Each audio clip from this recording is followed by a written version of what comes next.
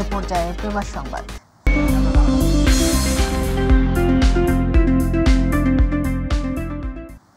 কাতারে নিযুক্ত বাংলাদেশের রাষ্ট্রদূত মোহাম্মদ নজরুল ইসলামকে বিদায়ী সংবর্ধনা প্রদান করা হয়েছে। রাজধানী দোহার আমানুল্লাহ হোটেলে আয়োজন করা হয় এই সংবর্ধনা অনুষ্ঠান। আকাশ মিডিয়া ভবনের আয়োজনে অনুষ্ঠিত এ অনুষ্ঠানে সভাপতিত্ব করেন কাজী আরিফুল ইসলাম এবং সঞ্চালনায় ছিলেন EM আকাশ। অনুষ্ঠানের প্রধান অতিথি হিসেবে উপস্থিত ছিলেন সংবর্ধিত রাষ্ট্রদূত মোহাম্মদ নজরুল ইসলাম। তিনি তার বক্তব্যে কাতারে প্রবাসী বাংলাদেশি কমিউনিটির আন্তরিকতা ও সহযোগিতার প্রশংসা করেন এবং ভবিষ্যতেও দেশের স্বার্থে কাজ করার প্রত্যয় ব্যক্ত করেন।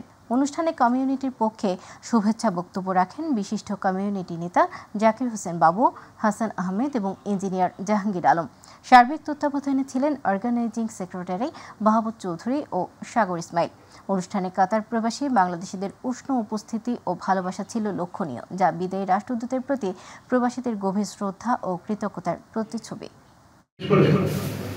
প্রবাসে বাংলাদেশিদের যখন নাকি এই দুঃসহ একটি জীবনে তাদের খুব একটা সাহায্য সহযোগিতা করার মতো লোকও থাকে না, প্রতিষ্ঠানও থাকে না। মালয়েশিয়ায় অভিবাসী শ্রমিক ব্যবস্থাপনায় হাজারো কোম্পানি রয়েছে যারা অভিবাসী শ্রমিক কর্মচারী নিয়োগ প্রদান করে থাকেন। এসব কোম্পানিতে সহস্রাধিক কর্মী কাজ করে থাকেন।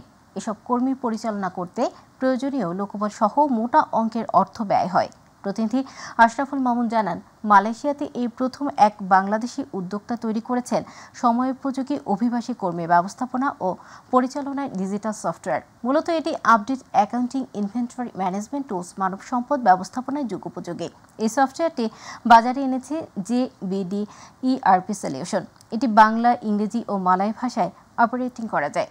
এ বিষয়ে JBD ERP সলিউশন এর স্বত্বাধিকারী মোহাম্মদ জাহাঙ্গীর আলম বলেন, মানব সম্পদ ব্যবস্থাপনায় সফটওয়্যারটি হবে আদর্শ মাধ্যম।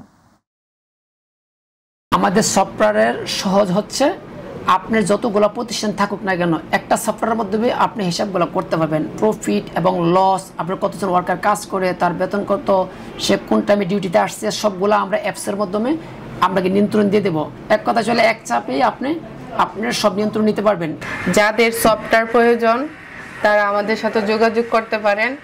অতি সহজে যে যেরকমভাবে চান সেই রকমভাবে আপনি এই সফটওয়্যারের মধ্যে কঠিন জিনিস সহজেই পেয়ে যাবেন।